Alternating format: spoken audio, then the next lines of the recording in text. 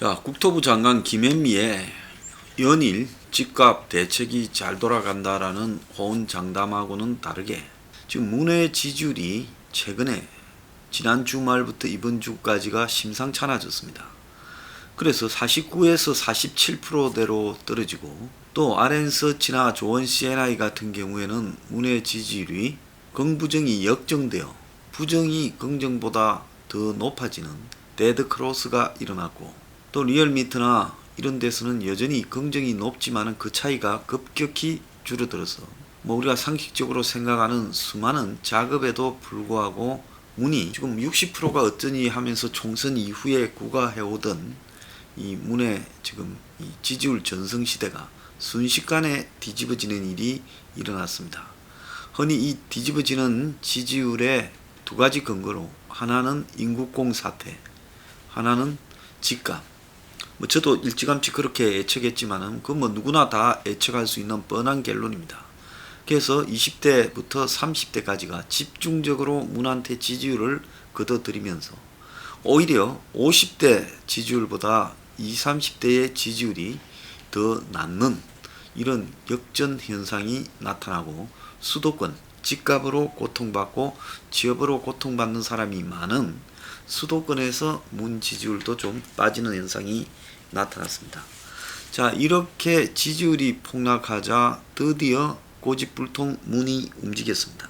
직접 나서 가지고 집값 잡겠다고 어제 김은미를 들어오라 해서 이 부동산 대책에 대한 긴급 보고를 받았습니다. 그래서 6.17 부동산 대책에도 불구하고 집값이 잡히지가 않으니까 문이 직접 집값에 대해서 한편으로는 이 세금 강화, 종부세 등요, 다른 한편으로는 공급 확대, 이 두 가지를 어제 주로 이야기를 했습니다. 자, 그러면서 생애 최초 주택 구입자 혜택을 증가시켜라 이런 이야기도 있었는데 이것은 본질하고는 별로 관계없다 이렇게 봅니다. 자, 문이 어제 한 말은 물량이 부족하다는 말이 있으니 발굴을 해서라도 추가 공급 물량을 늘려라. 아파트 공급 확대를 지시했습니다. 자, 이거는 어제 제가 제목을 뭐로 달았습니까? 어제 제가 굿모닝 뉴핑 이 5부 제목이 부동산 문제인데요. 그 5부에 보면 부동산 전세 폭등에 대해서 이 문정권이 아주 멍청하게 대응하고 있다. 그렇지만 공급을 확대하라고 이를 비판하는 언론 둘 다 틀렸다. 왜 국가적 공급에 대해서는 침묵하는가 하는 제목을 어제 달았죠. 자, 그런데 문은 이 멍청한 부동산 대책을 가지고 할 때마다 사고치는 문 정권은 결국은 누구 말을 수용했냐? 기득권, 보수 언론 등의 공급을 늘리라는 말을 사실상 수용했고 나머지 종부세를 강화하다 생애 최초 주택자의 혜택을 주라. 이거는 격가지에 불과하고 어제 문에 김현미 불러들어서 질타한 부동산 대책의 핵심은 공급을 늘려라. 요 한 가지만 줄 딱 그어서 하면 됩니다. 원래 학원 선생이 애들 가르칠 때 외울 게 많고 복잡하잖아요. 그래서 산만한 걸 다 가르치면 그것이 머리에 잘 안 들어가니까 어제 7월 2일 날 문재인이 국토부 장관 불러서 부동산 대책을 이야기한 부분을 네 마디로 이야기하면 공급 확대 이렇게 보면 되는 겁니다. 자, 그래서 문이 조선일보가 가장 부동산 대책의 기득권의 이해에 민감한 언론입니다. 동아도 그렇지만 조선이 그런 부분에는 타 언론을 아주 뛰어넘죠. 그래서 기득권 부동산 투기청 그리고 부동산 개발에 앞장서는 이 대형 재벌 건설회사 그런 우리 사회의 상류 기득권이 부동산을 바라보는 시각에 가장 편성하는 언론이 조선일보라고 봅니다. 근데 조선일보가 어제 이 문의 지시에 대해서 가닥을 딱 잘 잡았어요. 공급 확대 같은 이례적인 지시를 해서 부동산 정책의 전면에 문이 나서겠다. 반드시 집값을 잡겠다. 자, 20, 30대가 이탈하고 경실련 참여연대 조기숙 같은 사람도 비난하고 이러면서 지지율이 추락하니까 문이 지금 직접 나섰다는 겁니다. 자, 자, 그리고 청와대 참모 장차관 등이 가지고 있는 여러 채 집을 팔려고도 하지 않고요.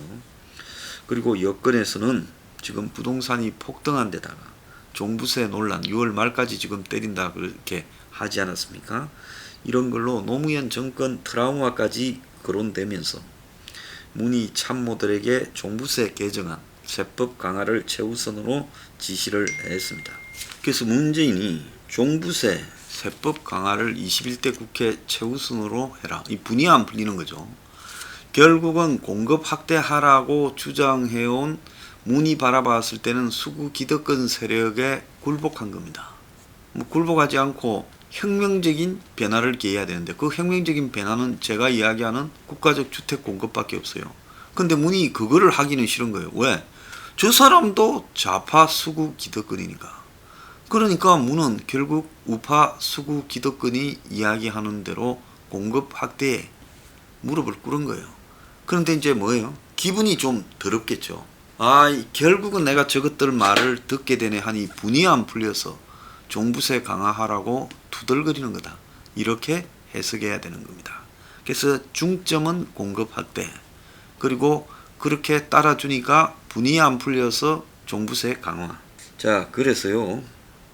자, 이 부분과 관련해서 문은 다주택자 등 투기성 주택 보유자에 대해 부담을 세게 해라 이랬는데 김종인은 세금 인상과 규제 정책이 효과가 없다는 것이 입증되었는데 정부가 반복하고 있다 이랬습니다. 자, 문도 틀렸지만은 그러면 김종인한테 내가 물어보는데 김종인이 생각하는 부동산 정책은 뭡니까? 규제도 풀고 그러면 세금도 때리지 마라. 국가적 주택 공급도 말하지 않고 있습니다. 그러면 요즘 김종인이요. 지난 선거 때 통합선대위장으로 또 지금 비대위원장으로 온 뒤에 그 이전에 알듯 말을 듯한 자신의 스토리 경제민주화 사실 알아먹는 사람이 별로 없었습니다. 못 알아먹어야 장사가 되지요. 알아먹으면 허접하니까. 그런데 이제 그런 이야기도 다 사라진 채 기득권의 이익에 복무하는 사람으로 변질됐다. 자, 그래서 조선일보가 3면에 주택 공급 확대, 시장 요구 받아들인 문, 발굴해서라도 늘려라 했다. 조선이 딱 이 부분을 집중으로 보도하고 있습니다. 그런데 다른 언론들은 뭐 복잡해요. 민심 달래려고 종부세를 넘어서 더 센 세금 카드를 꺼낼 수도 있다. 그리고 동아일보는 문 다주택자 세금 부담 강화해라. 중앙 종부세 인상 최우선 추진하라 이랬는데 조선은 다른 거 싹 다 빼고 지금 문이 물량 늘리라 했다. 자, 이게 이제 공부 잘하는 학생과 못하는 학생이 어떤 글을 읽고 핵심 즉 기자들 이야기로 야마가 뭐냐 이럴 때 조선은 야마를 잘 잡아내고 다른 언론들은 엉뚱한 데 몰려가가 저래요. 문이 어제 세금 이야기한 거는 자기 지지층이나 지 마음에 분이 안 풀려서 지금 이 보수 기득권의 요구를 수용해줬다라는 부분에 대한 체면 치레로 한 말입니다. 핵심은 공급 늘리라는 거예요. 주택 공급 확대는 시꺼멓게 두껍게 하고 실수요자 보호 그러니까 청년 신혼부부 취득세 낮춰주라 특혜주라는 거는 조금 작게 그리고 다주택자 규제 강화 보유세 강화는 또 조금 작게 그러니까 결국 조선은 시커멓게 뽑은 공급 확대에 중점을 뒀다는 겁니다. 그래서 이 문은 지금 공급 확대 즉 서울의 집값이 급등하는 것은 사람이 원하는 양질의 주택이 부족해서 그렇다. 근데 문이나 정권은 지금까지 집은 충분하다. 한 사람이 여러 개 가지고 있어서 그렇다. 사실 이건 맞기는 맞죠. 집은 충분하지요. 한 집에 한 개씩 나눠줘도 대한민국 사람들 하나씩 살 집이 있습니다. 수도권도 돼요. 그런데 집이 부족한 거는 가진 사람이 여러 채 가지고 있고 많은 사람이 한 채도 못 갖고 있다. 수도권의 절반 이상이 집이 없는 사람이다. 이렇게 봤을 때는 집이 부자들의 자산 정식 수단이다 라는 부분이 지금 맞는 이야기입니다. 그런데 문제는 뭔가 하면 이자들이 뭐 수도권 외곽에 3기 신도시를 늘리니 몇 년 뒤에 될지 모르죠. 한 5년 뒤에나 될지.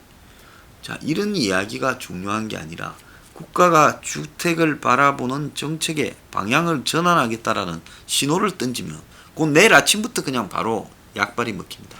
앞으로 국가가 LH공사를 토지주택청으로 바꿨어. 직접 토지 수용 다 해서 직접 짓겠다. 국가가 엔지니어링을 해서 그 밑에 건설회사들한테 하청을 줬어. 그래서 빼대만 거품 쫙 빼고 아주 그냥 700만원 미만으로 수도권에 주거를 공급하겠다. 요렇게 말하는 순간에 다음 날부터 그냥 내려가는 거예요. 근데 이거는 끝없이 봉급하도록 하겠다. 그래서 국민의 무슨 소득 수준 80% 미만은 여기 다 참가할 수 있다. 이렇게 이야기를 하고 이 부분에 대해서는 집을 남겨서 팔지는 못한다. 다만 평생 살 수 있다. 그리고 넘길 때는 정부가 다시 사겠다. 감가상각 빼고. 요렇게 이야기하는 순간에 끝나버리는 겁니다. 그런데 그 말을 하는 순간에 자기들도 지금 부동산 투기청이거나 기득권에 속하기 때문에 그 정책은 죽었다 깨어나도 문의 안 하지요. 자, 그래서 문은 공급이 부족하다는 인식이 있으니 추가로 늘려라. 지금까지 3기 신도시 이런 공급 정도로 안 되니까. 그러니까 이제 누구 공급으로 갑니까? 이명박식 공급으로 가요. 재개발, 재건축 규제 완화해주고 그린벨트 풀고. 이명박 때 딱 그랬잖아요. 뉴타운과 보금자리. 그러니까 문의 부동산 정책은 다시 MB 정책으로 돌아가는 거다라고 봐야 되는 겁니다. 딱 그랬잖아요. 이명박 때 서울 시내 곳곳에 뉴타운 했잖아요. 언팩 뉴타운부터요. 그 다음에 또 뭐 했습니까? 그린벨트 풀어가지고 보금자리 한다. 근데 보금자리가 당시 가격이 900만원, 1000만원 이상 돼가지고 싼 가격이 아니었지만 어쨌든 그래도 시세보다는 싸서 그 보금자리를 팔았던 건설회사, 또 보금자리 당첨이 되어서 건진 그 사람들은 로또였고 그러지 않습니까? 근데 그게 진짜 국민들을 위한 제대로 된 주택이 되었느냐? 그건 이명박식의 이 투기판이었죠. 자, 그래서 이 문이 결국은 문도 별 수 없이 이 부동산 투기판에 뛰어들었다. 공급 확대하라는 거는요. 자, 우리가 비밀 하우스에서 도박을 합니다. 근데 숨어서 경찰이 올까 누가 신고할까 카텐 내리고 사람 올 때마다 챙기면서 그래서 집 하나 큰 집 하나 빌려가지고 그 안에서 하우스 해봤자 하루 종일 돌려봤자 몇 판 돌리겠습니까? 근데 그게 아니라 완전히 그냥 카지노 신도시를 하나 세워준다 하면 그건 비밀 하우스 도박하고 이 공식 강원랜드 같은 카지노 허가하고는 차원이 다르지요. 그래서 지금 주거 문제, 부동산 아파트 폭등에 대응하는 기성의 이 보수 수구 기득권의 요구는 간단한 겁니다. 판돈을 키워달라. 하우스의 도박 수준으로는 우리 만족하지 못한다. 따봤자 그 몇 푼 대도 안 한다. 그래서 공급을 확대하면 그 판에서 우리가 제대로 이 패를 돌려가 엄청 따겠다. 지금 그거 아니겠습니까? 자, 이러면 이제 재벌 건설회사들 녹아났고 아마 언론사들 이제 부동산 분양 각오로 녹아나고 그러지 않습니까? 그런 식으로 한번 또 하겠다는 겁니다. 자, 그러면 얼마나 공급을 해야 진정이 될까요? 제가 참 이해가 안 가는 거는 아파트 뜯는 거는 별로 없어요. 서울 시내 아파트가 오래돼가 50년, 30년이 돼서 뜯는 거 있습니까? 뜯은 자리에 그것보다 더 많이 짓죠. 재개발, 재건축은요. 그러면 도대체 인구는 서울시의 인구는 정체되거나 줄어들기 시작하는 마당에 저렇게 지어대는데 매년 어떻게 계속 모질할 수 있느냐. 그리고 그러면 인구가 그러면 대한민국에 그렇게 늘어나냐. 아니 인구도 줄어들어요. 이제 집 살 돈도 없어요. 그런데 계속 수십만 가구를 공급해야 된다면 얼마나 공급해야 이 장난이 끝날까요?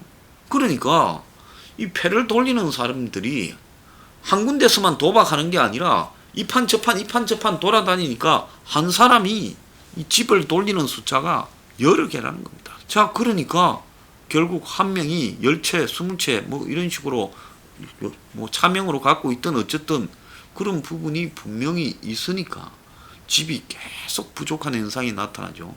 그러면 지금까지 수십 년의 경험으로 봤을 때 대한민국에 민간에 맡겨서 공급을 한다고 집값이 안정되느냐? 자, 노태우 때 한번 보세요. 그 직전에 어떻게 됐습니까? 집값 폭등이 어떻고 저떻고 난리가 나니까 이제 신도시를 했지 않습니까? 분당, 일산 등 신도시를 쫙 만들었죠. 자, 그 신도시가 어떻게 됐습니까? 완전 부동산 투기판이 됐지 않습니까? 신도시가요. 서울 주변에 이제 온갖 신도시들이 다 만들어져서 더 이상 신도시를 만들 수준이 없는데도 지금 또 공급을 더 늘리라고 이야기를 합니다. 자, 이제 공급 늘리려면 어디를 늘려야 되겠어요? 그린벨트 풀어가지고 공급 늘리는 거. 재개발, 재건축 허가해 주는 거. 이제 거기서밖에 없을 거라고 저 보고 있습니다. 아파트 지을 만한 땅은요. 자, 그래서 이제 이런 부분을 하라고 요구했고, 무는 거기에 굴복해서 하겠다 했습니다. 그 사이에 벌어진 일이 전셋집도 못 구한다. 6.17 대책의 실수요자 눈물, 53주 상승. 2주 만에 김포 아파트가 2.8% 올랐다. 아파트 공시가 조정은 찔끔이다. 2년 새 전세값이 5억 뛰었다. 헬리오시티. 뭐 이런 이야기들이 쭉 번지고요. 자, 이번 주 들어서 강남에 또 대장주라고 부르는 고급 아파트들이 2억, 1억 이래 올랐다고 이야기가 나오고 있습니다. 근데 지금 이게 아무리 지어도 안 될 수 있는 게 3천조의 유동성이 시중에 깔려 있다는 거예요. 이자는 거의 없습니다. 결국 이게 계속 그냥 이 부동산으로 와서 돈 되는 거는 요즘 부동산밖에 없다고 돈이 몰려드는 속에서는 과연 이런 식으로 정부가 민간에 아파트를 공급한다고 가격이 잡힐 문제인가? 저는 어렵다고 봅니다. 집이요, 공장에서 물건처럼 몇 달 만에 찍어내거나 며칠 만에 찍어내는 게 아니라 집을 갖다가 땅을 이렇게 수용해서 그걸 또 정리를 해서 거기에 아파트를 짓는 몇 년이 걸리는 부분입니다. 자, 이런 속에서 이 집이라는 내구재의 공급은 느릴 수밖에 없는 거고, 이걸 투기판들의 돈들이 무진장으로 동원되어서 움직일 수 있다면 이 집값이 이런 식으로는 잡히는 것은 거의 불가능하다. 결국 대한민국의 집값 잡기 위해서는 국가적 공급을 선언하는 것밖에 없다. 자, 그 이전에는 저는 쉽지 않은 상황이다 봅니다.